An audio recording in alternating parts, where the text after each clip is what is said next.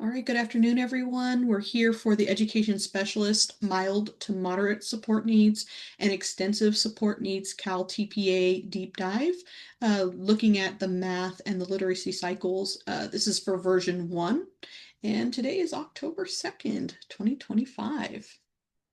Head over to the next slide.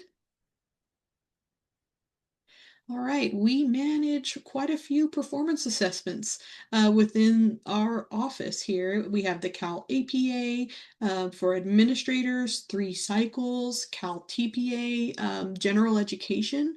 That green logo covers folks that are multiple subjects, single subjects, and world language. Then we also have our PK3 ECE Specialist CalTPA, and that's for the PK3 credential. The PK3 credential, even though it's an overlapping credential with the multiple subjects credential, they do have different and unique teacher performance expectations. And so that is the reason for a separate logo and a separate performance assessment for folks seeking that credential. And then we have our Education Specialist CalTPA, and there are 5 different versions of the Education Specialist credential. The mild moderate support needs, extensive support needs, early childhood education, visual impairments, and deaf of hard of hearing. And there are 5 unique versions of the CalTPA. For education specialists, and we will be talking about the mild moderate support needs and extensive support needs today. We'll primarily be looking at the mild moderate support needs materials because they are and very similar to and overlap with the extensive support needs. So we will be calling out spaces where there are some differences between the performance assessments, but in the vast majority of the material is the same. Also, this presentation will be placed into the resource folder after this presentation, and all the slides that you see that say mild, moderate support needs, there is a mirror of that for extensive support needs for both the math and literacy performance assessments. So it's a big slide deck of materials, but feel free to utilize it with your faculty, with candidates, and also this recording. We've heard from a lot of candidates that they actually check out the commission's deep dives and watch videos themselves. So they're more than welcome to access any of this material. It's available to the public, and we encourage you to share with and faculty, with mentors, with cooperating teachers, anyone who would benefit from this material. So we can go ahead and go to the next slide. So today there will be introductions. We'll be talking about some norms and outcomes for today's meeting. We'll be looking at the Google resource folder. It'll be put in the chat in just a moment.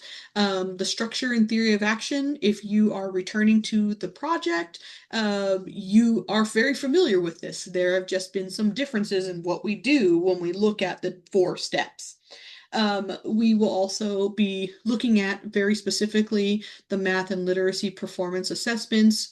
We'll have an overview of each one. So if you had to tell someone what it was about, it's a 1-slide bulleted thing. I call it the elevator speech, right? Of what a performance assessment is. We'll be looking at evidence tables, essential questions, rubrics, and how those essential questions and rubrics go together. And then some helpful hints and reminders for each step, things that we want to call out. Much of this, of what we've developed for version 1, came from what we learned in the field test and the pilot. And so there were things in each of those that were, when we looked at it, we realized maybe they weren't as important. We took them out, things that we added in to make sure that folks are supported. So if you participated in the field test of the pilot, those materials are not as valid as were the preview materials. And this question came up yesterday about the watermark drafts, and those of you who received them, how different it is from the version 1, and it's not.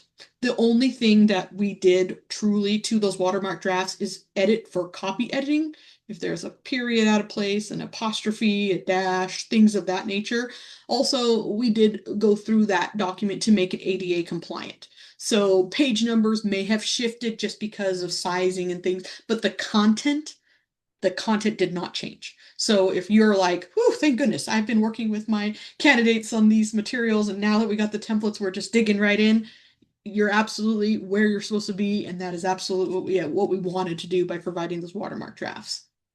We'll be talking about updated condition codes for version 1 and recognizing that version 3 that was in place last year will be in place until June 30th of 2026.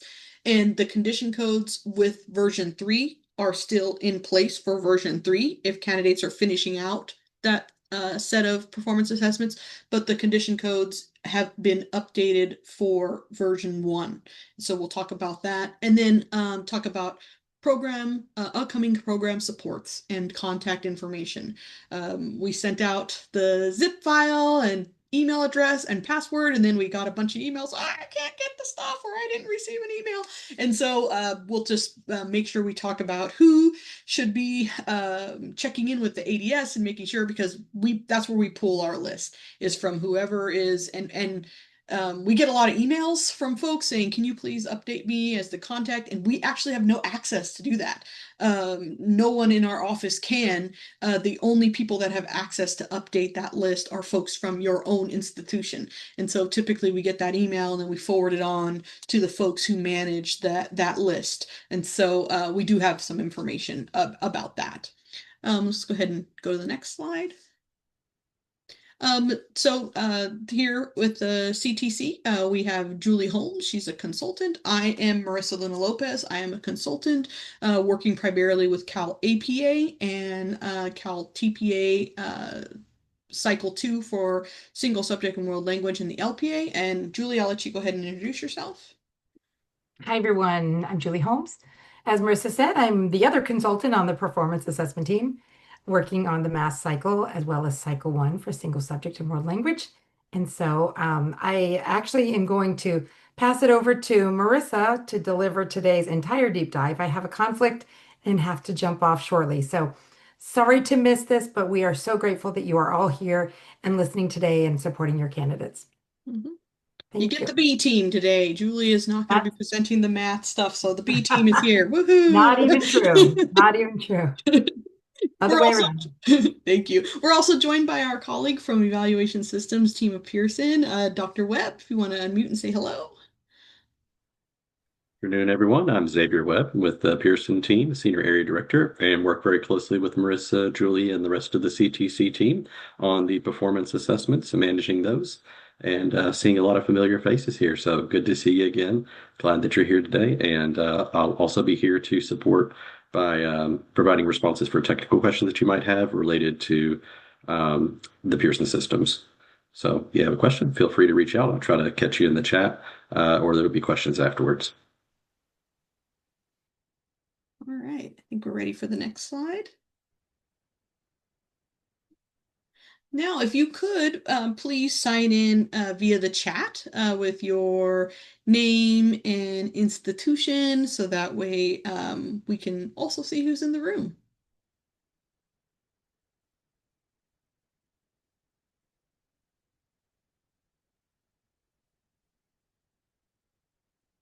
All right. And I think while folks are signing in, they're coming in, we can go ahead and switch to the next slide. And so some norms. If you could please keep your microphone muted unless you are speaking. I absolutely welcome hands raised and asking your question, especially if you're like, yeah, this would be like 4 paragraphs in the chat. So it would be just much easier if I could ask my question. Perfectly fine. But I have a little doggo and he comes in here and barks sometimes. So I try to keep he's outside, but I try to keep my microphone muted so he doesn't make a surprise appearance. If your camera is on, it's helpful, but if not, that's just fine. We also recognize that sometimes there's connectivity issues or you just don't want your camera on, so it's not looking at the top of your head while you're writing kind of thing, perfectly fine. Please use the chat feature to pose questions that are related to the current topic. We don't want to jump ahead, because believe me, we're going to go through each step. We're going to go through each rule. We're going to go through each essential question. If something makes you think of something in a later step, it's better to hold that question till we get to that step so we can address things as they go along. As Julie said, she is going to be logging off, and so it'll be me. I will do my best to monitor the chat, but what I will be doing, my plan is every time we get to the end of one step to take a look at the chat and to be able to answer questions in that way. If you could pose questions to a general focus, my candidate needs this or that, that's absolutely an email or a phone call that we can have later. If it's a general question to what we're talking about, please do pose that question. And avoid multitasking during the webinar to make sure you're seeing stuff and hearing stuff. And hopefully that will help be able to answer questions. And also we want to honor time for participants by moderating our participation. All right, let's go ahead and go to the next slide. So again, we are going to be looking at version 1, overview, step-by-step instructions, rubrics, answering questions.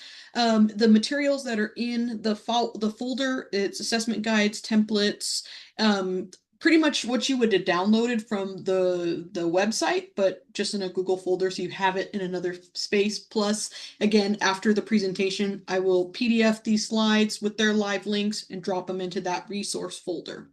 We will also be looking ahead to this program year and program and candidate supports that we do already have scheduled. Okay, yeah, so the resource folder, you should find inside there an annotated bibliography, a candidate checklist, assessment overview, the MPA guide and templates, the LPA guide and templates, and again, the slide deck from today's presentation after today's presentation. Okay, so again, for those of you who have been with us for a few years, this should look very familiar. But if you are new to this space, I want to make sure that we're inclusive of everyone. So the candidate in either the math performance assessment or the literacy performance will plan. They will plan what they are going to teach. And in the math performance assessment, they are planning one math lesson that they will teach to a group of students. And we'll talk about what a group means, and we'll talk about who they would teach. They will teach and assess that group of students, and then they will, group of students or student, right? And they will reflect, think about what was effective, what would they do differently, right? And then they will apply. How will they take what they learned and move it to the next space? Because as teachers, we are always growing, we are always changing, we're always doing something new. And so we want to keep that growth mindset and foster that with new teachers so they can continue that journey. You know, this is just the first thing that they're doing on their journey. Just like my dissertation chair told me when I was finicky about all the different things that I could include. She goes, this is just your first study. You realize that, right? It's your first thing you're doing. She goes, in 10 years, you're going to look back at it and be like, huh, okay, because you've grown. And that's what we're looking at, is very new folks to the profession, you know, moving through these steps of the process, and it can be challenging and frustrating. And I always laugh when people say, well, learning is fun. Yeah, learning is frustrating and hard work, right? You can do fun things to learn, but learning is challenging, and it's a space where, especially in a high stakes testing situation for folks, when they are, a lot of them, especially with the mild, moderate support needs and extensive support needs, many of them interns in the job already. It's a challenge. So guiding folks through, giving them correct information, supporting them, coaching them, it is a major and important component of this performance assessment. All right, go ahead and go to the next slide. Accessing materials. This is a live link here in the presentation, but this takes you to the CTC exams page. And This is where required, acceptable, and unacceptable supports are discussed or listed. Faculty guidelines for confidentiality of video recordings, faculty resources, the assessment materials. And if you still have not received the password to log in and download the assessment materials, please do email the EdSped CalTPA email address so that way we can send it to you. Preparation materials for candidates, program implementation resources, requesting vouchers for those of you who request vouchers and give the vouchers to your candidates to register. The information is there on how to do that. And then the CalTPA secure materials. Now, we've gotten this question a lot. I would really like a sample of this. So would I, because we have just rolled it out on September 23rd. We have our first submission date coming up, and we have not received candidate examples to be able to pull a mid-range submission to be able to provide to the field. So we are absolutely working on it. And then the question I get next is, well, how about stuff from the field test or things of that nature? But there were changes, and we don't want to put something out there that has so many changes that it's just going to confuse folks. And so we are absolutely looking at submissions coming in. We want to pull those mid-range submissions to provide to the field. We are absolutely working on it. We may actually provide those materials without video, just to be able to get them out sooner because of the change to commentary. That might be able to just get something out sooner, but hopefully we'll be able to get some good mid-range submissions with video out to the field as soon as possible. But we are absolutely working on it, and you all are more than welcome to create your own bank of secured materials to share with your candidates in your program. Just please make sure that we are protecting the privacy of the children whose parents signed a waiver, and nothing's going to get uploaded to YouTube or some place where I wouldn't like it if I found out a video of my child was posted in a public space. And but I am happy to share resources within my program and in a very close space. But again, we'll be working on getting those submission examples out as soon as possible. Go ahead, go to the next slide. So before we start, there were some adoptions of passing standards for pretty much all versions of the CalTPA. And if you look at it and you're like, wait, didn't the cycle 2 used to have a higher passing standard? Well, the reason why it's now all 16 to pass, 14 for secondary is there are now 8 rubrics for both performance assessment cycles. So looking at a rubric, it's 1 through 5, and you're like, wow, 8 rubrics and there's 5 points on each. That standard's on the ground. That's really low. But actually, meeting the expectation of the teacher performance assessment is at a level 3. So if a candidate scores 3 on all 8 rubrics, they would absolutely meet the teacher performance expectations. A 4 is above, and a 5 is above and beyond because they have to meet all the expectations of a 4 to then get to a 5. But this was set because, again, these performance assessments are brand new and we are learning a lot this year. So these standards were set to be supportive and to ensure that candidates will be successful. So a 2 on a rubric represents an attempt. There was something there, might have been a little bit questionable, not quite sure, it's a little vague, but there's an attempt. The candidate is working towards that construct on that rubric. But a level 1 on a rubric means that there was just no evidence. Then the assessors, they have many places within the performance assessment to look for evidence, and they were unable to find evidence. And so that's how a candidate would score a level 1. So for the math cycle and the literacy cycle, 8 rubrics each, 16 to pass. 14 points is a secondary passing standard. And again, the secondary passing standard means that a candidate scored a 14 or a 15 on their performance assessment, so they did not pass the performance assessment, but you as a program coordinator, faculty, recognize that this is not representative of the candidate that's been in front of you for a whole year or 2 years, or in some cases 3. If you're in a district intern program working with students with mild, moderate support needs, extensive support needs, Personally, as a faculty member and program coordinator myself, I use the secondary passing standard to recommend candidates for their preliminary credential because I had observed them 24 times in the classroom over 2 years. And I had evidence in their coursework and in their clinical practice that showed that they met those expectations. When you fill out that paperwork, it's not a whole lot of stuff. You don't have to do this extensive piece, but you do have to document where they've met the teacher performance expectations. And then you also have to store that material somewhere. And what I did as a faculty member is looked at their score report and say, okay, we got a 3 here and we got a 2 here, but this is where we got a 1. And let's take a look at those TPEs that are tied to that one section and let's justify this secondary passing rate by going over this stuff and what you did to meet this. And so it was a good conversation for the candidate, and it also helped them when they were developing their IDP, right? To go into induction that turns into that ILP, so they can really have a good idea of where they need to work, what they need to work on, and to just continue that continuous improvement process.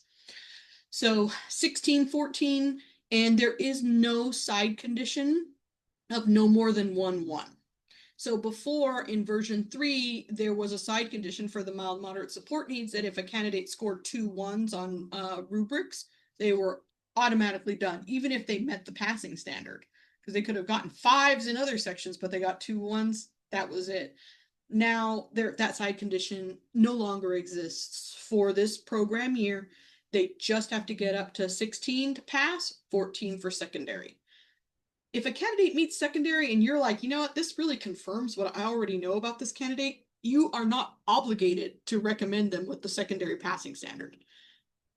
It is really up to the purview of the program to recommend a candidate for secondary passing. So sorry that was a whole lot about secondary passing, but I just wanted to make sure that it was clear. And if there are any other questions about secondary passing, by all means, you can submit them. But we can go ahead and go to the next slide where we're going to start talking about the math performance assessment. And single subjects in world language continue to call them cycle 1 and cycle 2. And I've been doing this for a while. I started with teacher prep in 2019. And so calling them cycle 1 and cycle 2 is kind of ingrained in me. So I'm going to do my absolute best to call it MPA and LPA, and I'm going to practice it, and I'll get better eventually. So let's talk about the math performance assessment. Go ahead and go to the next slide. All right, so this is the cover of what version 1 looks like, and I always make sure to point candidates to that bottom section where it says version 01.0, just to make sure they're looking at the right version. Each one of these performance assessments, we always issue an errata, and if there's anything in the errata that we had to update, it's listed there on the website, but we're using version 1.0, just so candidates have the right thing. Okay, next slide, please. All right, this is on page V of the front matter of the performance assessment guide. It's the authorization statement for the mild moderate support needs credential. It talks about the students who they are able to support, and then also who is to be in this performance assessment. So to complete the EdSped CalTPA, oh, this one says literacy cycle, should say math. They need to provide instruction and assessment to students in TK and above, and they need to teach 2 or more students with an IEP. I will update this for the slide deck after. That's why I provided after, because then we can fix our errors. But the candidates need to be working with, and let me verify this in the actual performance assessment guide for math, because I want to make sure that we can be what age group we can work with these kiddos. Okay. Yeah, TK and above, and they need to teach their focus students. Now, this is the big question that comes up, right? Okay, how many kids have to be in the video, right? There needs to be 2 or more kids in the video, but the task is to teach their students and the focus students. In the video, 2 kids need to appear. In the task, they need to teach the focus students. So if they have a group of 3 or 5 kids in front of them, and the camera has them and 2 kids, and maybe some kids are off camera over here, but they're still being taught, that's perfectly acceptable. We're not counting heads for this version. It's problematic, especially if a kid gets up and goes to the restroom or something and they're not in video, whatever it is. 2 kids, teacher, but they need to, that's what's in the video. That's a video requirement. But to actually do cycle 1, they need to teach their focus students. Okay.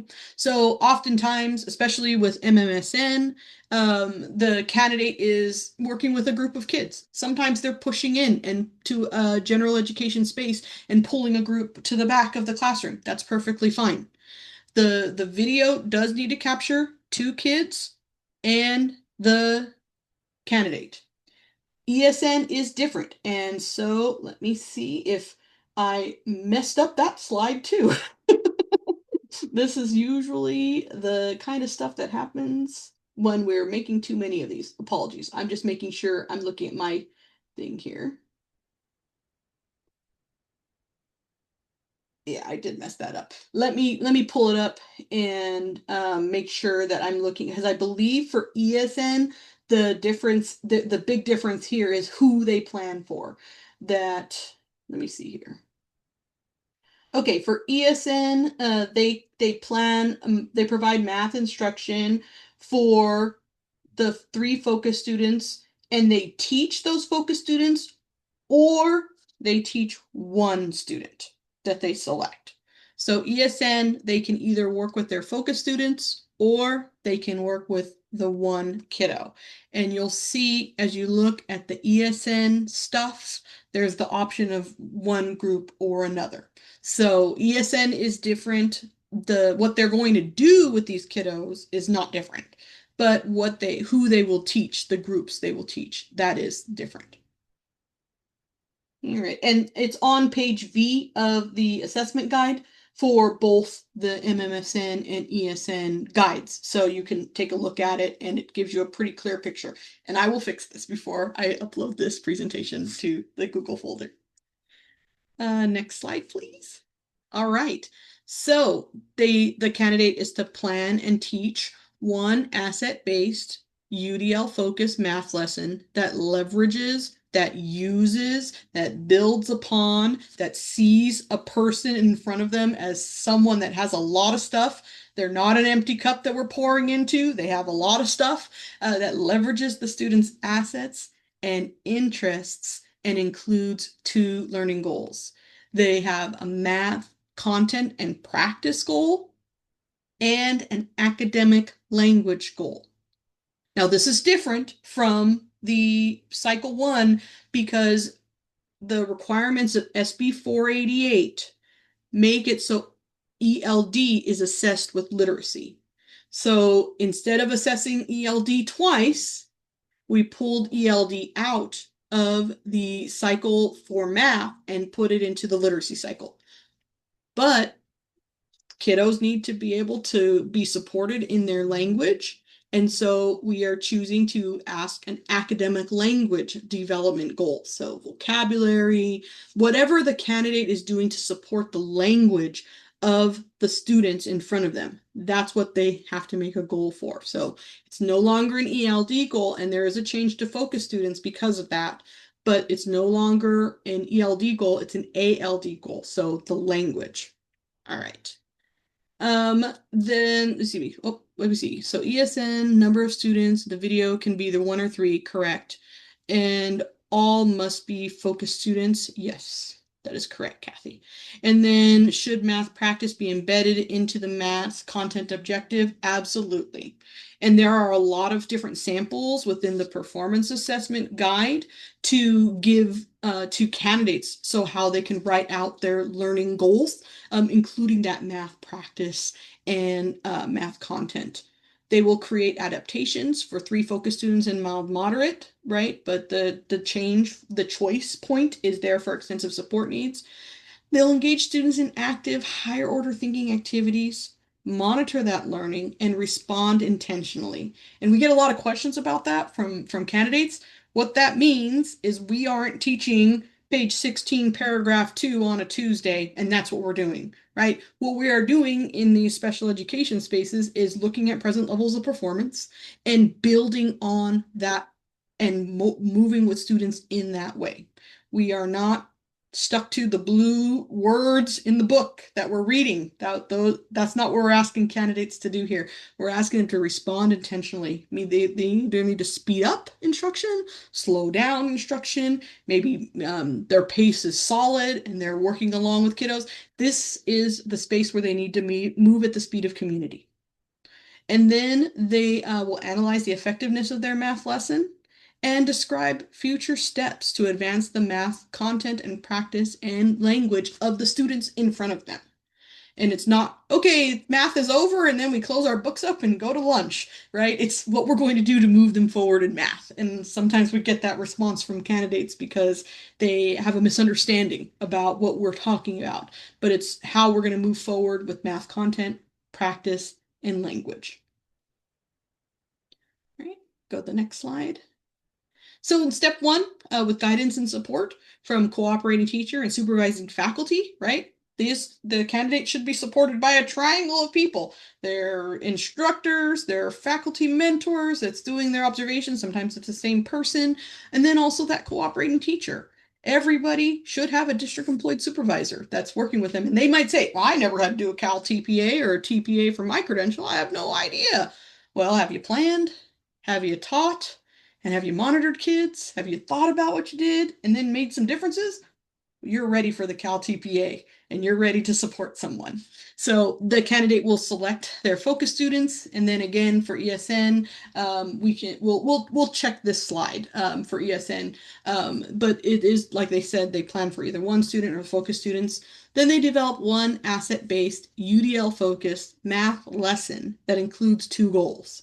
One math and content practice learning goal, and one math academic language goal. And when you look at the performance assessment for the LPA, they will also have 2 goals there. They'll have their ELA literacy goal and their ELD goal. So when you talk to candidates, tell them you're always going to have 2 goals. You're going to have what you teach and then how you communicate about it, or the language that you need to communicate about. So they will always have 2 goals, whether they're doing the MPA or the LPA. So those were things that we thought about, trying to make things connect and simpler for candidates. So these were more alike than they were different. The candidate would then provide an explanation of the specific adaptations they are making for the students. And we had a candidate come into office hours and say, well, these adaptations are made for the whole school. Can I just list those? And I was like, well, that's not an adaptation for the kid, right? If everybody gets a Chromebook, now it's not an additional tool that someone has. But if maybe they have a specific program on that Chromebook that not everybody has access to, that's something different. So what we don't want to see, and what a candidate will not score well, is if they just put the same adaptations for all 3 kids, because it's not really an adaptation but some things might be in common, absolutely. But if they have just copy and paste, because we've seen that before, people copy and paste the adaptations, I mean, it's not really personalizing it to that kiddo. Then we got a question about page limits. And folks, I would often tell candidates that, being succinct, but being clear is important. Bullets are perfectly acceptable especially when building out a lesson plan. You want to make it clear enough so someone can get a visual of what's happening in your classroom and what you're planning to do, and not having seen you or met you, right? And so that's the detail that a candidate needs to go into, but they don't need to laboriously write. And I'm not kidding. When I was supporting a candidate who was doing her TPA in induction, a 75-page learning segment template for her cycle 2. Yeah. So no need to do that. And they were complete sentences too. So no need to do that. But, and that's why there are page limits to these pieces. And some of you that are assessors in this room, you well know that things can get lost if it's just too darn long. So make sure that candidates are sticking to those page limits and formatting. All right, let's go ahead and go to the next slide. So, looking at the essential questions, what I would often do with my candidates is have them either use colors or boxes or squiggly lines and look at the essential question and then the rubric constructs. And they will see that the essential question is basically the rubric constructs broken down. And by doing that, it helps the candidates really see the, like, this is what I'm doing and this is how I'm going to demonstrate competency, right? So how does the candidate apply findings from recent math information? And then again, recent, it means it's still applicable. If you got a kiddo that's in 12th grade and you're looking at their cum file and they have some kind of a test in there from second grade, yeah, that's 10 years ago. That's not recent. But IEP goals, anything that a teacher did in preparation for that, that's still being used. Test scores, screenings, conversations, oftentimes with a speech and language pathologist or an occupational therapist or folks that are working with this kiddo on a regular basis. That's recent math information, right? To plan one asset-based, UDL-focused math lesson that monitors student progress in a safe, positive environment. And oftentimes candidates get confused about that. Well, my bulletin board is straight. I measured the wall and this place is always really happy and I turn it up to 73 degrees. It's a safe environment, right? The safe environment is really them, right? It's who they are, the space. And when I was an instructional coach, I learned that very quickly, that one teacher to the next is a very different environment because of who they are. The teacher that's really loud, kids are loud. Teacher that's quiet, kids are typically pretty quiet. The teacher creates that environment and the teacher creates that space. So how are they the safe, positive environment? What are they doing to make students feel comfortable and safe in their space? Then how does the candidate apply recent information to plan adaptations to support the academic language and IEP goals of Focus Student 1 based on their assets? And many things are cultural, but also they can be linguistic. But there are a lot of different assets that can absolutely be cultural that are not having to do necessarily with ethnicity, right? Culture is more than just the ethnicities that a kiddo comes from. The I mean, I grew up here in the Central Valley, and my husband is from Southern California. That culture is different. Just the understandings about how to travel around town, and they're different, and those are part of culture.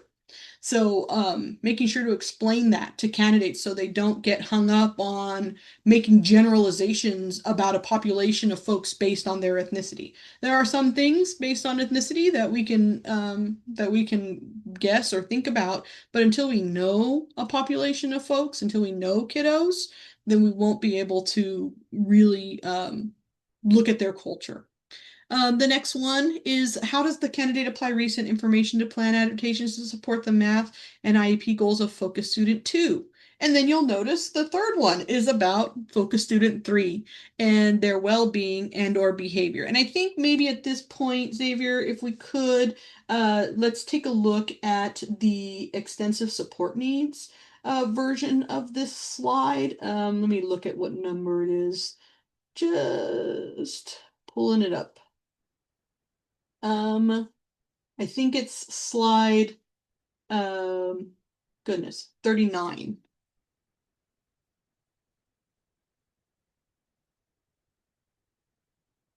Yeah.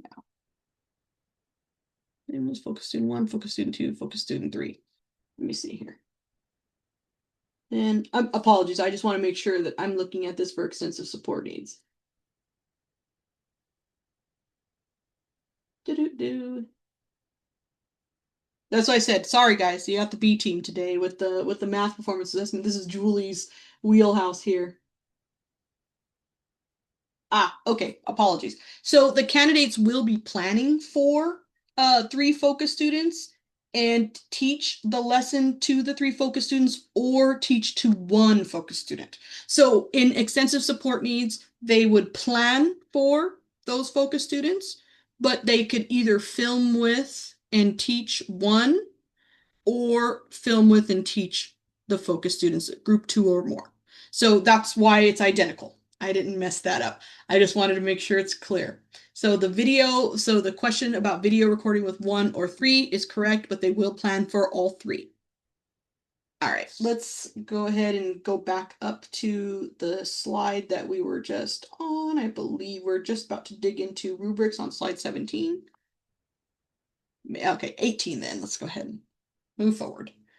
All right, so a lot of constructs here, right? And we try not to put too many constructs in a rubric, but unfortunately, with trying to limit how many rubrics there are, there's a lot of constructs here. And just explaining to candidates that level 3, when an assessor looks at this, they always start at level 3. They always start with the assumption that this candidate has met the expectations for this performance assessment, and that now we just have to find the evidence. But if they do not meet one construct in a level 3, the whole thing moves down to a level 2. And I had a candidate once, I met everything else but just this one thing. Right, yeah, it moves you. It moves you down to a 2 or a 1. There's no 2.5 or 2.8. It's a 3, a 2, or a 1. And so it's important to understand that and explain that to candidates. And they go across. So all the constructs have a level 3. There's an attempt version of it in a level 2 and a not there version of it in a level 1. But many of the condition codes have been moved into our rubrics here. So if you look at level 1 in the bottom corner there, it says candidates' lesson plans contains inaccuracies in math content or does not use grade level standards or core connectors.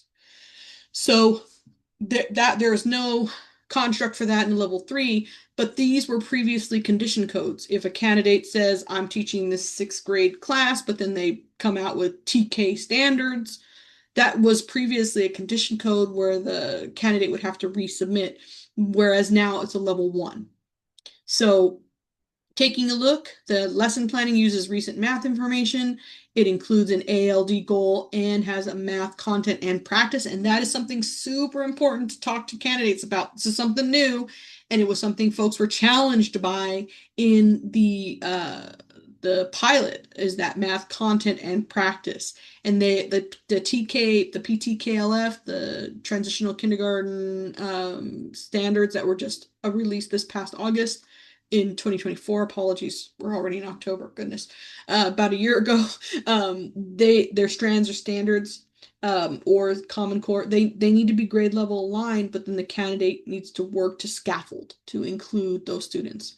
The candidate describes how they will provide that safe, positive learning environment, and you'll see these little asterisks after certain words. They're not on this slide because it would have made this slide itty bitty, because we just put all that stuff right underneath the rubric for the candidates in the assessment guide. So they don't have to turn pages and try to find this information. It's just right there. So that way folks are able to see it, and we can minimize some of the descriptive words in rubrics because they can get lost sometimes. Their planning leverages student assets, uses, builds upon, moves them forward with those assets. And they plan a math activities that clearly engage students. What does engagement look like? What does engagement mean? And that's important to understand, that the candidate really needs to have an interactive lesson when they are working with this. And however engagement looks for those kiddos, they need to be able to justify it. Then the candidate's planning describes how they will monitor the learning. So how will they be watching kiddos and making sure that they are moving forward, and that it clearly describes how they'll collaborate and or facilitate instructional support personnel to support student access. So an instructional support personnel is any qualified adult in that space. So if a candidate is a student teacher, it could be their cooperating teacher, it could be a paraprofessional, it could be an occupational therapist, a speech and language pathologist, any qualified personnel in that space. How will they be either, right, and or either collaborating with or facilitating to support the student's access? And it's important to understand that if they do not describe how they'll collaborate or facilitate that instructional support personnel, it's a level 1. There's also another fatal flaw in this rubric. Again, if their lesson plan contains inaccuracies or does not use grade level standards. Oh, I apologize. I covered that already. So, yeah. All right, let's go ahead and go to the next rubric here. Okay, so level 3, this is all about those focus students that they're planning for. In ESN, they plan for them. They don't necessarily teach them in their videos, but they absolutely need to plan for them. So the planned adaptations for focus student 1 are clearly informed and connected to recent information, right? That old test from 2nd grade while they're in 10th grade, that's not recent. That doesn't tell them where they need to go. Then they need to clearly describe how the math lesson adaptations builds on who they are. The candidate explains how the adaptations support focus student 1's ALD, academic language development, and then they have to address their IEP goals related to math content, practices, and or math language that is addressed in the lesson. Now, it gets a little bit challenging because we get the question, what if they don't have an IEP goal related specifically to this math target? It has to be related to either the content, practices, or the language. So if the candidate can connect it to either a practice, content, or language, then they're able to use that IEP goal and this focus student. And if they have someone that just has a, they typically wouldn't in an MMSN space, but if they have someone that just has a goal for speech or something of that nature, then if they can't connect to the academic language, then perhaps they need to choose a different student for their focus student planning purposes. All right, let's go ahead and take a look at rubric 1.3.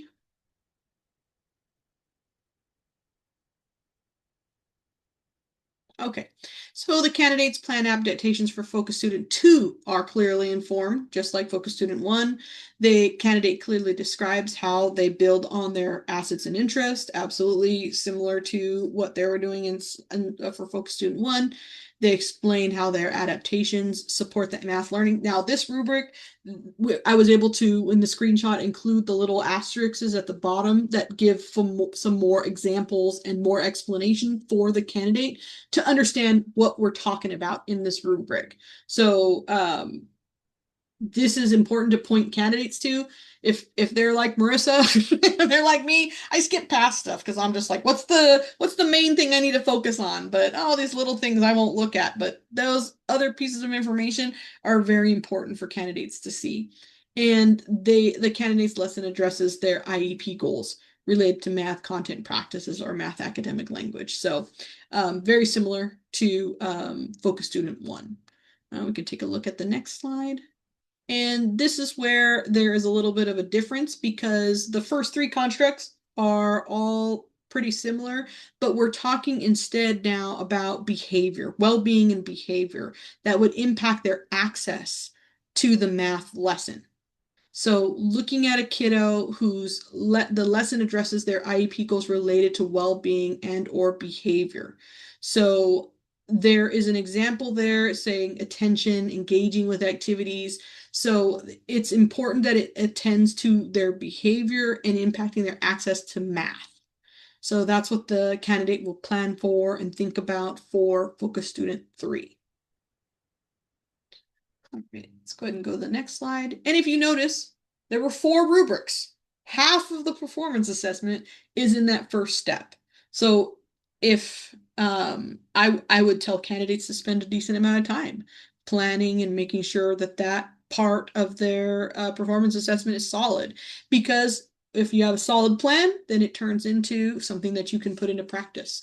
And so there are 4 rubrics. They plan and teach a math lesson to a group of students, 2 or more for video purposes, right? They're teaching, if they're an MMSN, they're teaching all their focus students because they will need to reflect on them.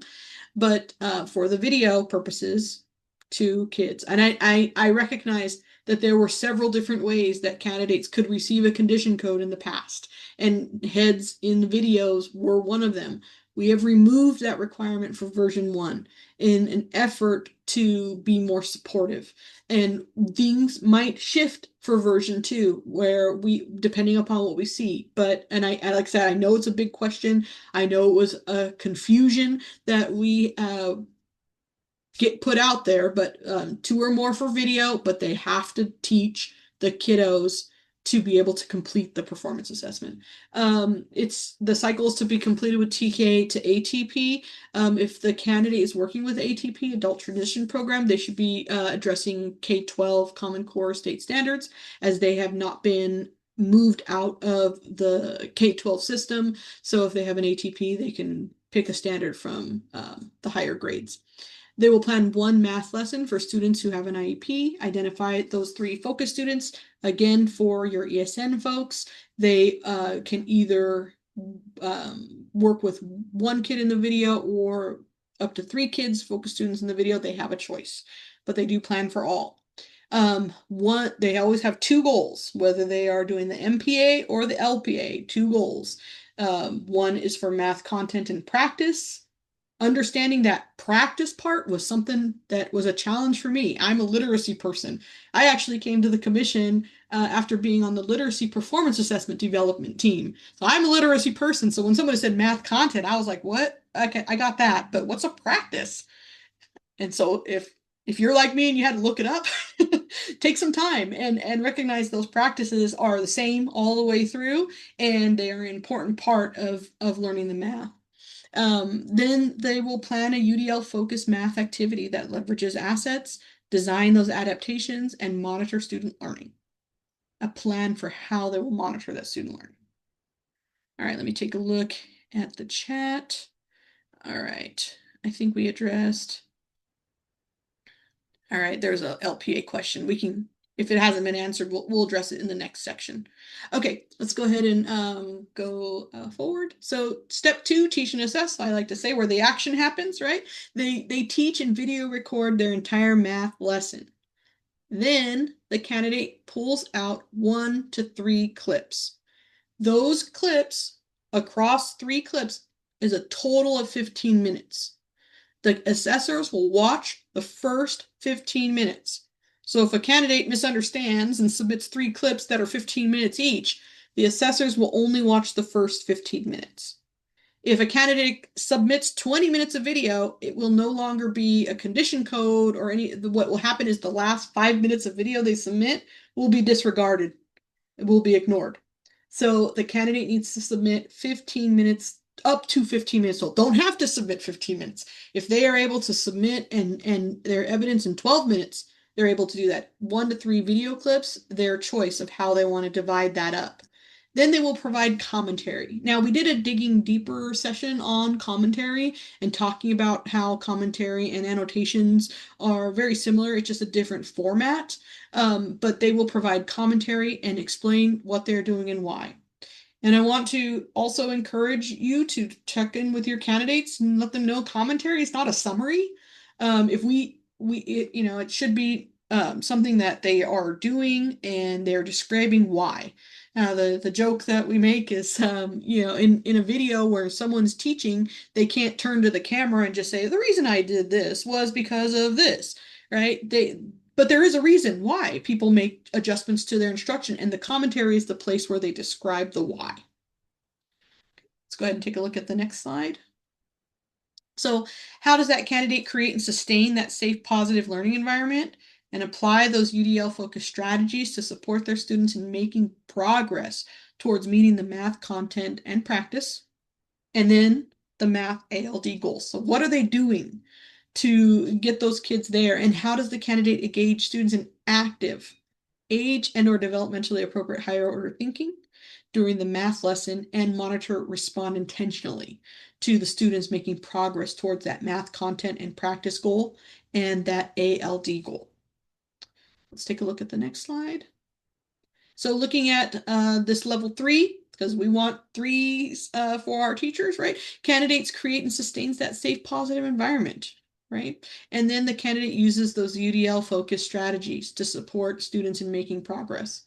And again, like I used to do this with my candidates. I'd have them look at that focus because the question is right above the rubric, and I would have them color code or identify the questions in the constructs so they could help to see that connection between those focus questions, those central questions, and those rubrics. Let's go ahead and take a look at 1 point. Oh, wait, apologies. There is in a level 1 here. Candidates' teaching of the presented content is inaccurate and or the lesson they planned is not in their videos. Whatever they plan, that's what they have to teach. And that's what we're looking at. We need to see a connection between that. Sometimes candidates don't understand that. They think that they need to plan something really well and then they need to teach something really well, but they need to plan it and then teach it. So if we don't see a correlation between what they plan and what they teach, it'll be a score of a 1. Also, with their commentary, and I believe we can go to the next rubric, but their commentary absolutely needs to align with what's in their video. If a candidate has a video and then the commentary says something else, it will be regarded as non-evidence. If a candidate says, I was only able to submit 15 minutes of video, but this happened in another part of the video, we will not consider that as evidence. The candidate needs to only submit evidence that aligns to what is in the video. Now, the question also, a mid-year change, and that was all to do with SB 1263 and the updates to the performance assessment and recommendations that the commission, interim actions that the commission accepted and put into place immediately. Candidates are able to edit videos. They can stitch things together and put them into video. I just say this. When you're talking to candidates, tell them it's not required. They don't have to edit videos. But if they want to cut out maybe a transition time or something like that because they have very precious real estate, right? Only 15 minutes to show what they did in this video, they are able to. So, but please make sure that they are only providing commentary for what we can see and what we can cooperate. So this is where the candidate engages the students in active learning, and then they respond intentionally to the math learning. Let's go ahead and go to the next slide. So 2 rubrics, the candidate teaches and video records that math lesson. Again, for ESN, they're either teaching the small group or they are teaching just one student.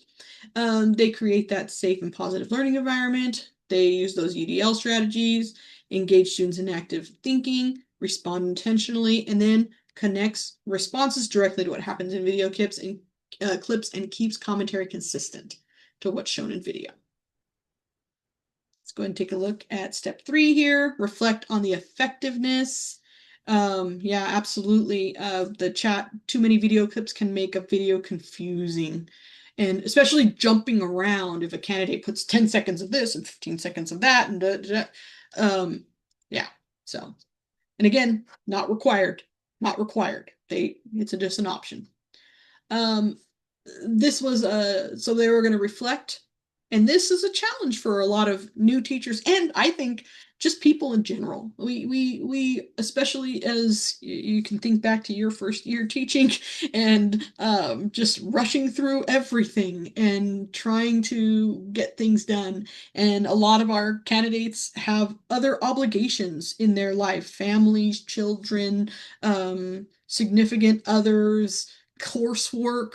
There's a lot of different things that's going on, and taking the time to stop and think and really look at their practice, what was effective, what was not, what was on them, what was on someone else, something else happening in the space, is an important skill. And it will help someone to develop and to, go through that continuous improvement process and become a better teacher. So modeling it yourself, and being vulnerable yourself when you're advising candidates and just having conversations with them can help with that, with how a candidate would complete this. So looking at what did the students learn and what did they learn about going through this cycle.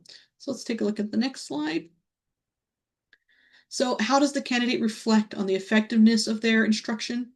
and in that safe and positive learning environment. Let's go ahead and take a look at the next one. We're looking at a rubric here. So they clearly reflect on what was effective about their instruction.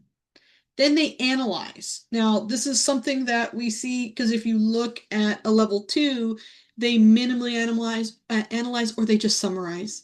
And we can watch the video, we can read the commentary. We know what happened. Now we need to know what they think about it. How did it go? When they were supporting their focus students or their individual student, when you're looking at ESN. And then the candidate reflects on the impact of creating and sustaining that environment, that safe, positive environment for learning. We don't learn when we don't feel comfortable. We don't ask questions when we think it's not going to be answered properly, and we don't learn from people we don't like. Right? And that's a reality of things. You gotta respect and like people to be able to move and learn from them. So that candidate being that safe, positive place for those kiddos, how is that impacting the whole space in the learning environment? And an important thing here for candidates is that they reference appropriate evidence. If they're reflecting on something that happened, where did they learn about it? Was it in their planning stage? Was it while they were teaching? I planned this and I thought it was going to go so well. But oh my goodness, there was a thunderstorm happening that day and a fire drill that I had to edit out of my videos. And when we finally got and sat down, a lot of it was lost. Those are extenuating circumstances that someone can't control, but there are things that they can control. And understanding the difference between some of those are important, but what you plan for and what actually happens sometimes can be very different. And so it's important for the candidate to address that and to say, in my plan, in my videos, in my commentary, that right there is enough to reference evidence from other steps. If you want to help them to be clearer, in step 1 during my plan, in step 2 during my video, providing those sentence frames and starters for candidates, looking at those.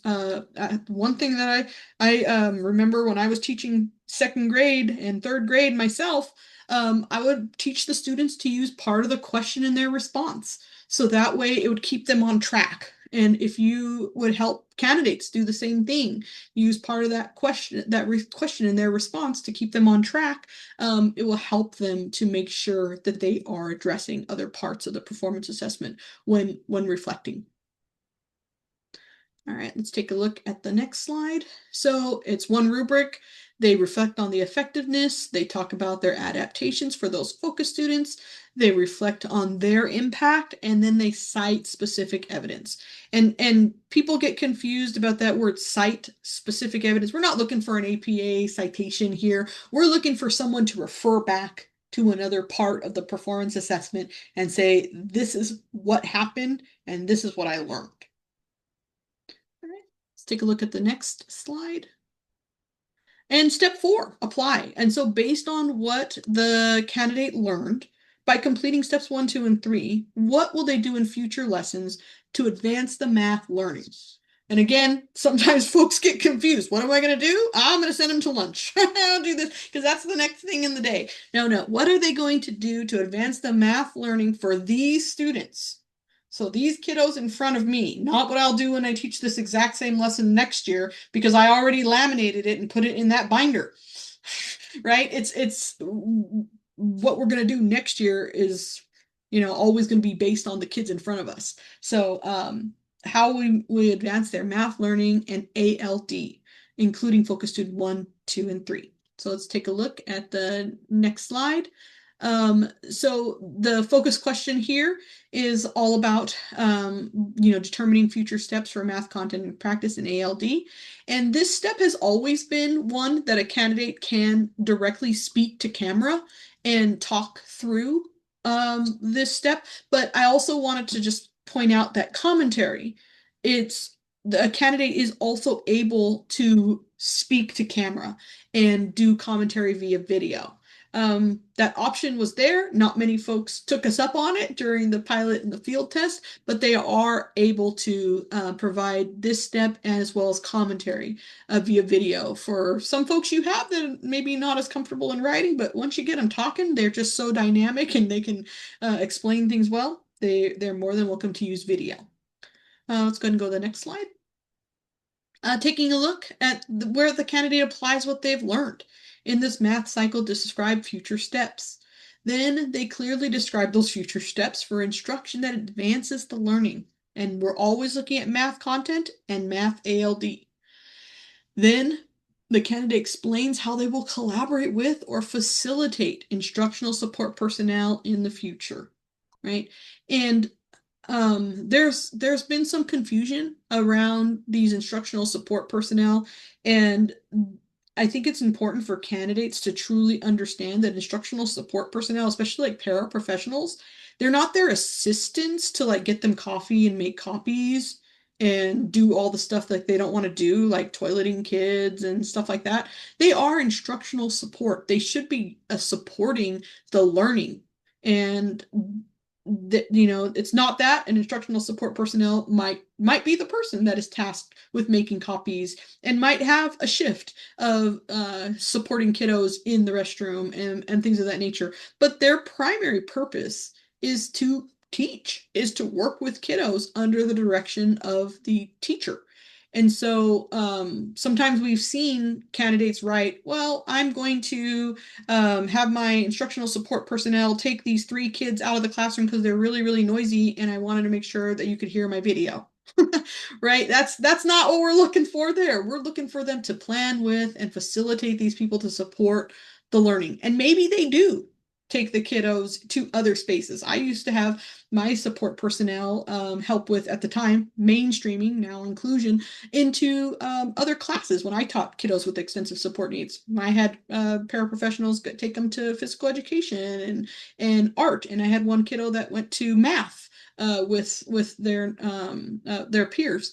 And so that's something that they absolutely do, but this is asking the candidate to explain how they will collaborate and or facilitate the instructional support personnel to access future instruction, not to get them out of the way.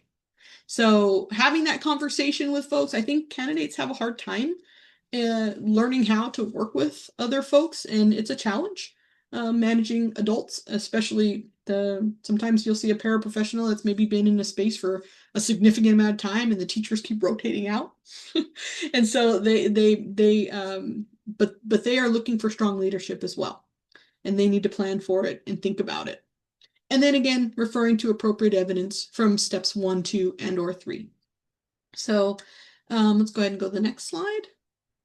So it's one rubric. They need to apply their learning, clearly identify future steps, explain how they will be working with that instructional support personnel, and reference some specific evidence from steps 1, 2, and or 3. All right, so that was the math cycle in a nutshell. Are there any questions? Let me take a look at the chat before we shift over to the literacy cycle.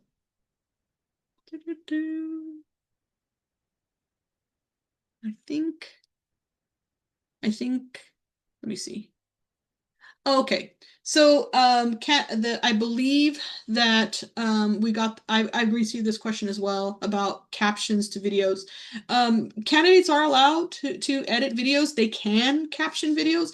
There's no requirement to caption videos for the ESN or MMSN components.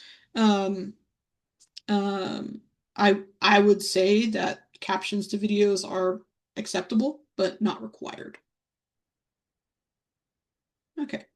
Now, the literacy performance assessment. Now, I saw that we had a couple of questions in the chat about this literacy performance assessment, about shifting requirements. So before we start, let me go ahead and just address some of these questions. Now, if you have folks that are in your program, multi-year programs especially, maybe you did cycle 1 MMSN or ESN in math, and then now the candidate still has to meet the literacy requirement and the requirement that was once cycle 2. If they have a performance assessment history. They've registered or attempted and completed, whether they passed or not, cycle before June 30th of 2025. They are able to complete the performance assessments in version 3 for education specialist, mild, moderate support needs, extensive support needs. I would recommend that if you have someone that completed a cycle 1, passed it, all good, ready to go to cycle 2, that they perhaps take a look at the LPA. Even if they've met RICA, they can look at the LPA because there is a lot of literacy, absolutely, the requirements of SB 488, but the passing standard is a little bit more supportive. The requirement for that self-assessment is taken out. The requirement for ed tech is no longer in place. And so they may want to do the LPA in place of cycle 2. Or if you have someone that has 90% gotten through cycle 2 and they're finishing it out, that's the person I would say to finish cycle 2. If you have someone that finished cycle 1 and version 3 and still needs the literacy requirement, RICA, or because the literacy requirement can be met until October 30th, I believe the end of the month, through RICA. They can also complete the assessment foundations of reading, or they could do the literacy performance assessment. Now, there may be some folks out there that have done cycle 1 and cycle 2 and still need literacy. And so they would have to do one of those 3 options, whether they completed the TPA cycles 1 and 2 or not. So if they completed, they could do RICA until the end of October, foundations of reading, or the literacy performance assessment. So they are able to mix the version 3 and version 1, depending upon where they are. But if they did not register before June 30th for version 3, it will not show up as an option for them because they won't have a history within the Pearson system to complete the older versions. And these are absolutely retiring. The version 3 is retiring June 30th of 2026. They have to get it done before then. Are there any questions that I can address about that? Because I know that it's a question for a lot of folks that are advising candidates that have multi-year programs.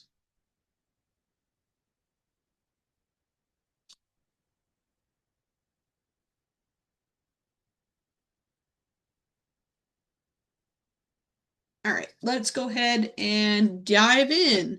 So, literacy performance assessment overview for MMSN and ESN. So, must be completed with students with IEPs, 3 to 5 lessons, including corresponding assessments. 1 or all 3 needs to include foundational reading skills. Foundational reading skills is one of 5 of the themes in the ELA ELD framework, but foundational skills absolutely needs to be addressed. And then the candidate may choose one of the other 4 to integrate. They will have 1 ELA literacy and 1 ELD goal. But my candidate doesn't have any English learners. They will still need to have an ELD goal and they will still need to support language. The authorization statement of the credentials says that they are qualified to teach English learners. Whether they have an English learner or not, they will plan for an English learner. And like MPA, they will have 2 goals, one with content and one around language. And in the literacy performance assessment, they will have a focus student. Now, this is different from cycle 2 before, where they did not have the focus student, but now they will have a focus student. And if you take a look, and it's not part of the slides, but if you have your assessment guide handy, you can take a look on, of course, I don't have mine open. I was looking at the math thing, and I don't want to do that. But if you take a look at stop talking for a second and find it. Page 10 for MMSN, it talks about your focus student, and they have to be one of 4 options: a district or school identified English learner, fluent English proficient, reclassified English learner, heritage language speaker, multilingual, or They may benefit from English language development. They can be a district or school identified holding a literacy related disability, like thinking like dyslexia. They have an IEP goal in the area of foundational reading skills, or they may be a student who would benefit from support with making progress towards meeting the ELA or literacy standards. So those are broad because we should be able to find a student with this profile in a class of students with disabilities, or a group of kiddos that are being served because of a disability. Let me take a look at the ESN, make sure I'm pointing you to the right page to talk about the focus student. Yes, they are all the same criteria for the focus student. So, and that's on page, apology, I just scrolled away from it. Yeah, page 10, again, in the ESN guide. So when you're talking to your candidates about the focus student, it's on page 10 of the guide to give them the examples. They don't have to be more than one. If they are more than one, that's fine. But at least one of those criteria need to apply before the candidate selects them as a focus student. They will teach and video record all lessons and assessments. Because it is 3 to 5 lessons, we will assume that they will be taking place over multiple days, times, things of that nature. And then the candidate will, in the last lesson they plan for the summative assessment. And after the summative assessment, that's when they will determine those next steps for instruction. They will reflect on the progress of the class or the focus student, because this is where there is a difference. For ESN, they are able to teach just the focus student of the effectiveness of the candidate's literacy instruction, and they will teach, reteach, or extend based on the focus student's literacy development. That step 4 is planned for the focus student. And so that's important to understand. All right. Let's go ahead and go to the next slide. Oh, and the question in the chat, the ESN slides are in this presentation. I will be putting it into the Google folder when we're done. Can they use the same focus student from cycle 1? I'm guessing they most likely can, as long as they meet the requirements of the focus student for cycle 2 as well. Or for, see, here I am, cycle 1 and cycle 2. They may use the same focus student from the MPA in the LPA as long as they meet one or more of the requirements for the focus student. All right, let's take a look. Let's go. Okay, so this is the mild moderate support needs. Let's see. Yep, this is literacy. I don't know what got me to put math and literacy mixed up, but my sincere apologies. But so the candidate is to provide instruction and assessments to students in TK and above, and they will teach 2 or more students with an IEP for MMSN. And let me see here. ESN. I just want to make sure that we take a look, because this is a little different for ESN. And of course I need to scroll. Goodness. Okay, if Xavier, if we could go to slide 83, please, so we can take a look at the authorization statement and students that will be taught in ESN. Appreciate that. So the candidate will provide instruction and assessment to students in grade TK and above, and teach 1 or more students with IEPs. So they can design and develop and teach 1 student or more with IEPs for this performance assessment cycle. That's the major difference between the two. Okay, if we could go back to the presentation, and I will take a drink of water. All right. So let's go ahead and go to the next slide. So the candidate will plan, again, with guidance and support, supported by all of those focus students. So with guidance and support from your cooperating teacher and or supervising faculty, gather and review recent available literacy assessments, IEP information, and contextual information about the students, and then select one of the focus students. And again, that focus student just needs to fit under one of those criteria that's listed on page 10 of the assessment guide. We are absolutely planning for English language development, but the focus student does not have to be an English learner. We do need a plan for English language development. The candidate is to describe 3 to 5 literacy lessons, including corresponding assessments. So how do they know that the kids know what they know? What are they going to do to measure that? And include the selected foundational reading skills and a selected additional theme or themes. Um, Sometimes candidates overcomplicate things, and just reminding them that this is the first stop along the way. So picking a theme and foundational skills would probably be a good way to keep this clean and simple so they can get through this cycle and learn a lot about their practice. Each lesson must include an ELA literacy goal and an ELD goal. Again, 2 goals, just like we had in the MPA, except we're looking at ELA and ELD here. And in that, we were looking at math, content and practice, and academic language. Now, the question comes up a lot that can they have the same goals for all 3 of their lessons? And the question I would ask back is, well, what would be the difference between the first lesson and the third lesson if they all had the same goals? They can absolutely have the same standards, right, that we're addressing in all 3 lessons.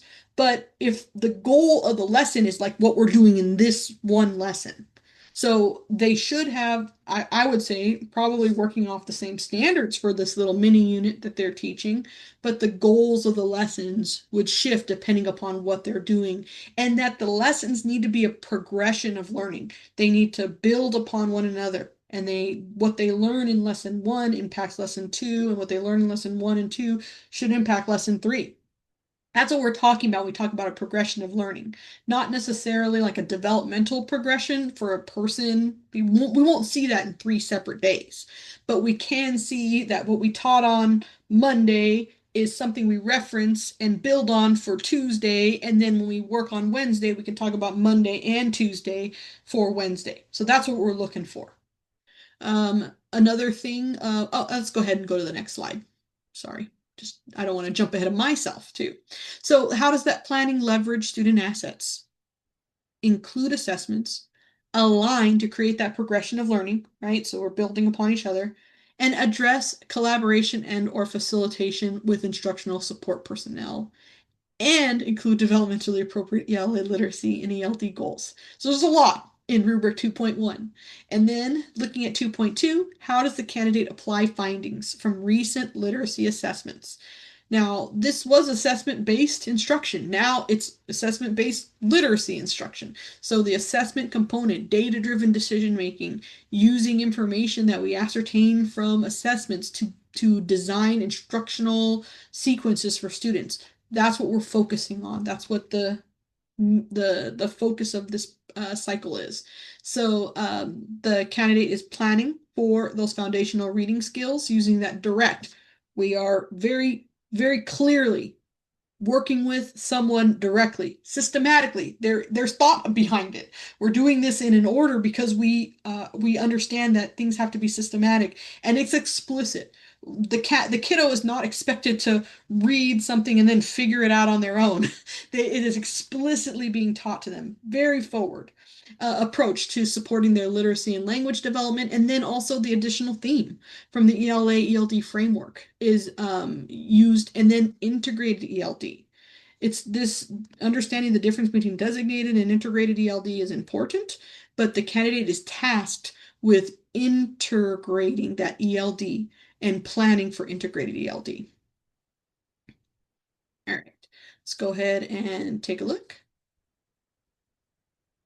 All right, so candidates planning includes developmentally appropriate ELA literacy and ELD learning goals. Candidates planning leverages student assets, that they include formative and summative assessments. Their lessons and assessments align with one another to create that progression of learning. and they plan collaboration with and or facilitation of instructional support personnel. Now, that fatal flaw, level 1 automatic, is if the candidate's planning contains inaccuracies in literacy content or does not use grade level standards. So they absolutely need to be using grade level standards, and they need to make sure that they are calling things what they are. We've seen things where candidates identify something and say it's a foundational reading skill and it's not, and they plan their whole thing around it. And if they do not include a foundational reading skill, and they think that whatever they have planned is a foundational reading skill, then they will be scoring a level 1 on there. So, all right. Just taking a look real quick at the chat. The question is, if they don't meet the goal in the first lesson, can they repeat the goal? Well, the problem I have with that is, in this stage, they're just planning. They're not planning, then teaching it, then planning, then teaching it, then planning, then teaching it. They're planning their whole learning segment template and then going and teaching it. And so they won't know that a kiddo won't meet a learning goal until they actually teach and assess it, and that's in a different set of rubrics. So in this step, they're planning their whole 3 to 5 lessons, formative assessments, summative assessments, and then they're going to put it into place. And so that question is addressed more in the next set of rubrics. So, all right. Let's go ahead and take a look at a level 3 here in rubric 2.2. They apply specific findings from recent assessments. So this is the information they receive from their cooperating teacher, from assessments that they've given, screeners, IEPs, information that's still current, relevant, and valid for this kiddo. They plan for direct, systematic, and explicit approach to teaching. And, they need to really, truly understand what foundational reading skills are. And there may be gaps in knowledge in your candidate's understanding. I remember taking a class when I was working on my EdSped credential, and one of them was where the professor taught us the sounds of the alphabet, because so many times candidates say the sound for W is what. It's not, right? But that might be a gap in knowledge that they may have themselves. So understanding some of those pieces are going to be important in not making the assumption that they understand these pieces. If they're, a kiddo who learned foundational skill in the 80s, like me, they may have been in a whole language environment where I was just expected to read really great books and figure it out.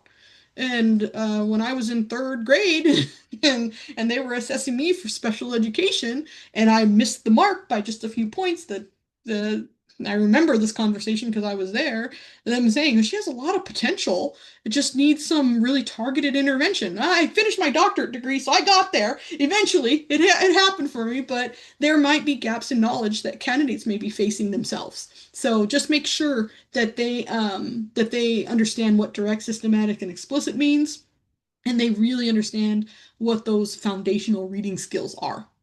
And then candidate plans for the selected additional theme using integrated ELD. How are they going to support the language of those students and how they communicate?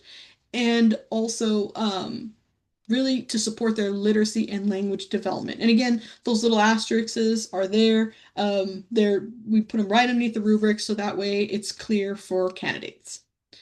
All right, let's go ahead and take a look at the next slide. Some helpful hints when planning for step 1. They need to be working with grades TK and above.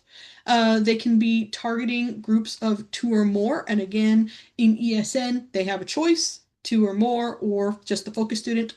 They need to identify that focus student. It's on page 10 of your assessment guides, whether you're in ESN or MMSN.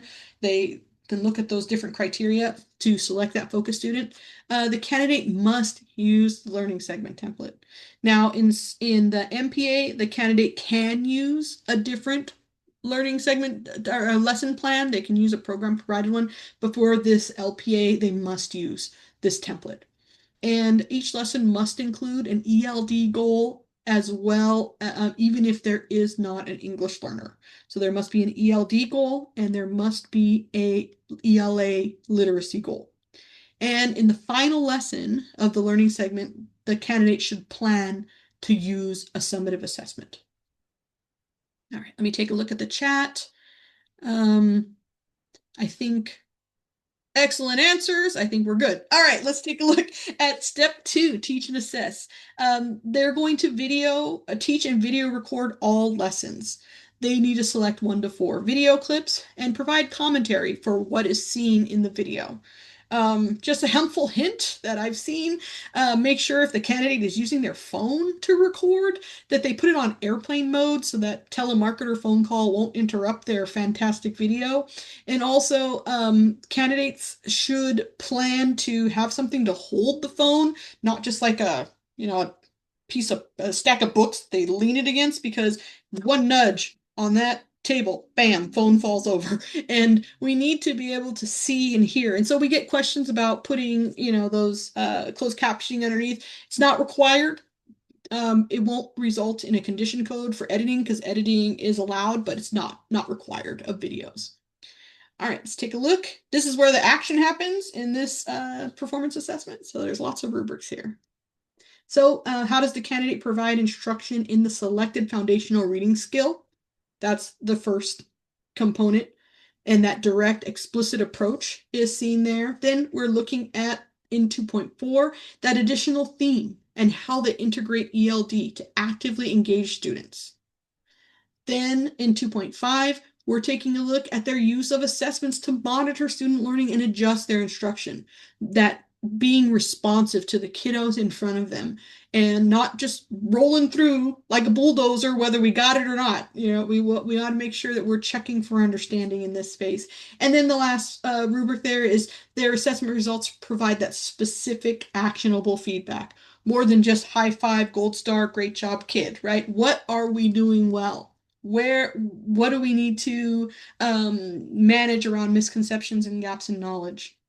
Okay, let's take a look at the next set of rubrics. So the level 3 in 2.3, they teach that selected foundational reading skill. Now, if you look over at a level 1, at the bottom there, candidates' teaching of the selected foundational reading skill is inaccurate, right? And or what they planned is not being seen in video.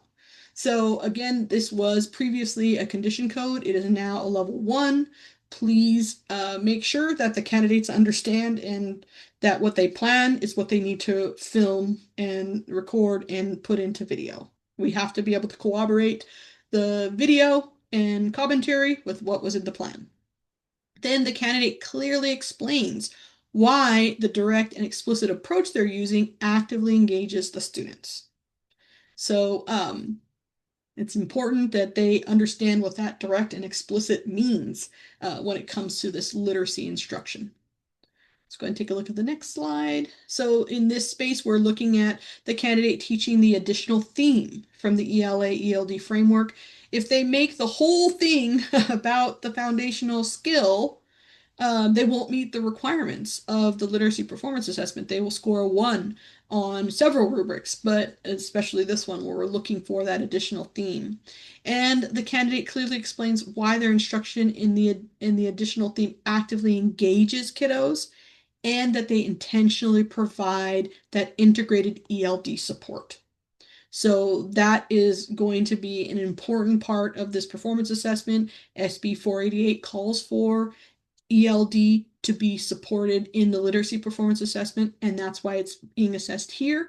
And we wanted to assess candidates for something once, and so that's why it was taken out of the MPA and put in here into the LPA.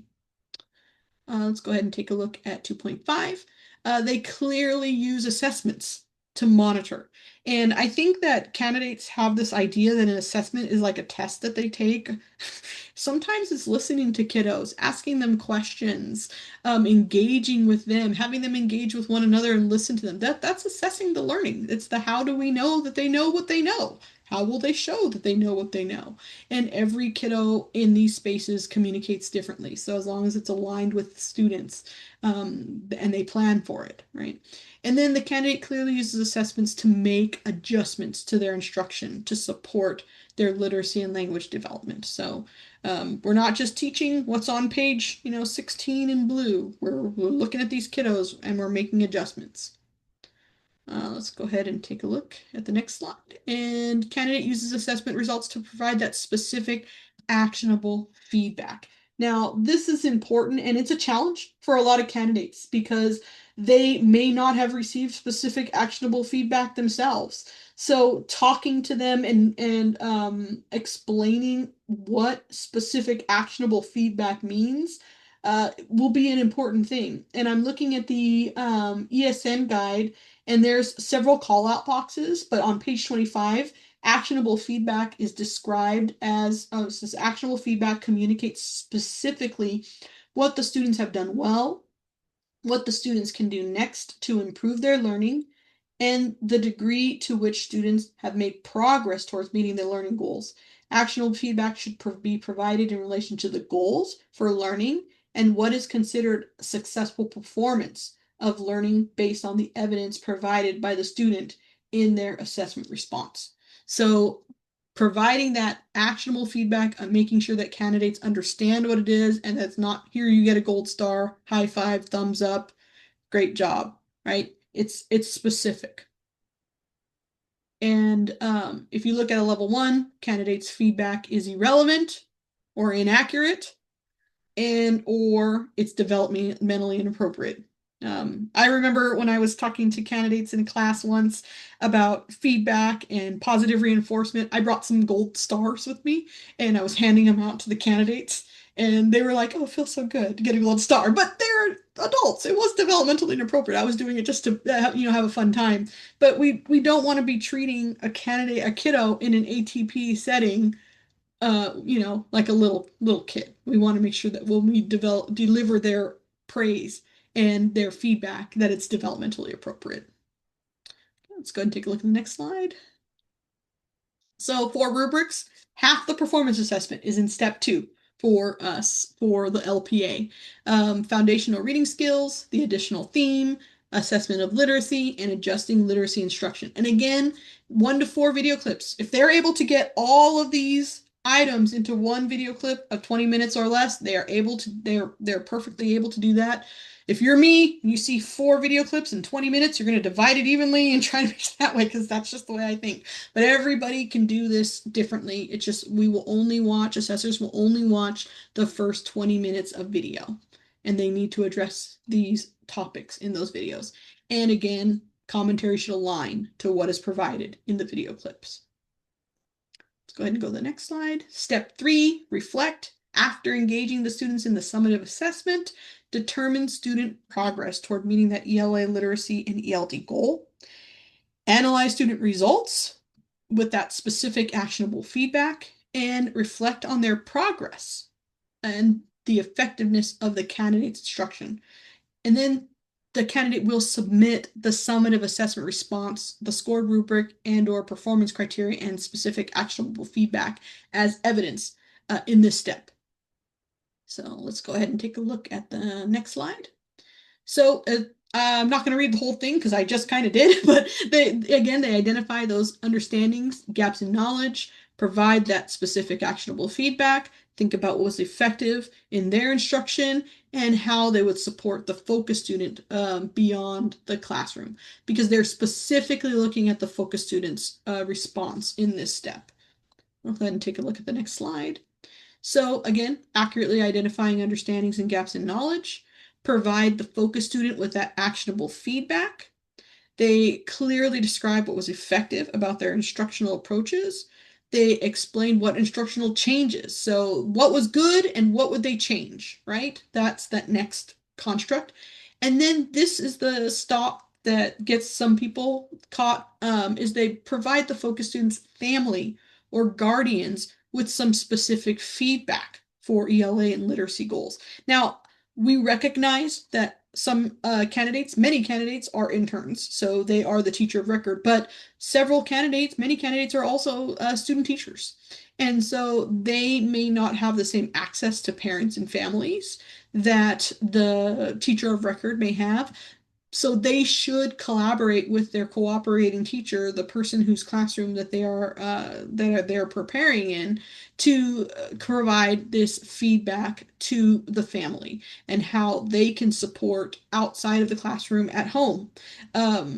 the student to continue to make progress with regard to that ELA and literacy and ELD learning goal. So it could be a challenge depending upon the space that the candidate is occupying, the role that they are occupying, but it's not insurmountable with good communication.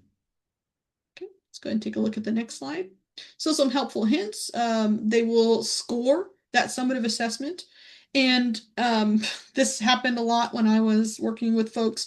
They would go through step 1 and step 2 and say, you know what? When it's October 1st now, and I don't have to turn this thing in until December, but I have plenty of time over Thanksgiving break to score my performance assessment and to finish this thing out, without recognizing that they are using the summative assessment results to gear up for step 4, and that they have to video record themselves providing that follow-up information or lesson to the kiddos. And as you well know, 1 week, 2 weeks go by and you don't get that summative assessment back, that's gone. That's not even in the kids' minds anymore. And so the candidates need to understand we need to work at a pace with completing step 3 so they can get to step 4. So they will score the submission from the kiddo. Then they will reflect on the lesson and think about what was effective, what changes they would make. Then they would provide that family and guardians with that specific feedback. All right, and let's jump on into step 4. I don't think I see any new questions in the chat, but let's take a look. They will plan to either reteach or extend and support the focus students' literacy and language. Again, they're looking at, if they have 2 or more kiddos that they're working with, they're looking at the other kids, but they're planning step 4 for the focus student. They're going to video record the follow-up activity, and then they're going to provide commentary, what they're doing and why for that follow-up activity. And that activity should not just be a lesson from the learning segment template again. It really needs to be targeted based on those summative assessment results. And it's not a full lesson. That's why we call it an activity here. It might just be a small group or that focus student they pull and say, hey, we noticed this and we're going to work on this. So let's go ahead and take a look at the next slide. So how does the candidate apply the analysis of the focus student's assessment results? Both formative assessments during the lesson and then their summative assessment results to plan and provide an explanation for and teach and follow-up activity. And they will need to refer to their plan, they'll need to refer back to their videos and commentary, and they'll need to refer back to when they talked about their summative assessment results in step 3. Let's take a look at the next slide. So that candidate applies the focus students assessment results to plan, and they make this instructional decision whether they're going to reteach using a targeted intervention or an individualized strategy for focus students progress, or extend. The candidate provides instruction that deepens and or advances the focus students learning in relation to the ELA literacy and ELD goals. Then the candidate needs to also refer to evidence. Now, if you look at the level 1 here, candidates follow-up activity is not planned for the focus student. That is the fatal flaw. If they plan for the whole class, not the focus student, it's a 1 on this rubric. They really need to be dialing in on that focus student's assessment results and plan and teach a follow-up activity. All right, let's go to the next slide. So step 4 absolutely needs to focus on that focus student. The candidate uses the formative assessments, summative assessments, and evidence from step 2 to describe what they learned. Then they choose to reteach or extend the learning, plan the follow-up activity with an ELA, literacy, and ELD goal, and record and provide commentary. All right, and again, all the slides with the mirror of this for ESN is in the presentation. I am going to update a few slides before I put them into the folder, but they are there. I'm going to kind of go through these last few slides and then leave a few minutes here for questions, but condition codes, we can go to the next slide. This is the updated, slimmed down version of condition codes. And if you look at it, it's basically if the candidate their video is not able to be played, the audio is unintelligible, they upload a blank file, they upload template A twice instead of template A and B. If we don't have a complete submission, we can't score it. And so it's important to ensure that candidates are very carefully labeling their items and submitting them to their Pearson ePortfolio. Now, candidates must click on, once they upload something, they must click on it and look at it before they submit. So just tell them if the due date's on Thursday, the upload date's on a Tuesday, that they spend some time, they put those things in meticulously, look at them, make sure it's what they expected to put in. Sometimes candidates have multiple versions of a template or something of that nature, and just they need to be very careful. Right now, a new policy has been instituted. If a candidate receives a condition code, their first condition code, they will receive a $50 voucher or credit on their account for their resubmission. It's the first time only they will receive that voucher if they have a technical issue. So that I think that policy started about two weeks ago or so. Okay, let's go ahead and go to the next slide. So upcoming program supports and contact information. Let's go ahead and go. These are live links. We have adapted our program office hours. It's going to be the first and third Fridays, 9 to 10 a.m. Anybody that comes in with a question, we'll have some breakout rooms. If you are looking specifically for information about education specialists or CalAPA and the other versions of CalTPA, we're all going to be together. Candidate office hours are Wednesdays from 4:15 to 5 p.m. Candidates can log in and ask questions directly of commission staff. We will often guide them back to their faculty members if they have certain specific requests or concerns, but that's an opportunity for candidates to come and ask us questions directly. We will be having our monthly leadership PLCs starting up on October 10th, I believe. The topic of these are going to be very open, especially the first one. We're going to come together, come up with a list of different information that you may want to check in about. It's really a space that we are creating for program faculty and coordinators to come together. You all learn from each other the best and have a lot of different information for each other. We just wanted to create a space for you all to be in community with one another. Go ahead and go to the next slide. These are some upcoming Digging Deeper sessions, and I did link, and again, I'll put this into the file after today's presentation, a copy of the resource folder and the recording from our Digging Deeper session on commentary. Then we do have some upcoming supports linked to register for each of these for the year, and barring any like the terrible fires that burned in Southern California where we had to move our coordinator meeting, barring any major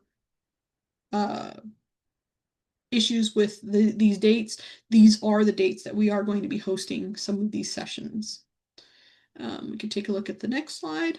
Our Meredith Fellows Implementation Conference, typically that has been something we've done in the fall, but because of version 1 and so many changes to both CalTPA and CalAPA, we are moving this into the spring in February, the 5th and 6th. It will be held online, and this is a space for programs to come and to support one another and present to one another. And so the call for proposals is going to be coming up pretty soon.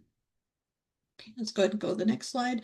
These are the CalTPA assessment results dates, the submission dates. If they submit their cycle by 11:59 Pacific time on November 6th, they will get their results on November 25th.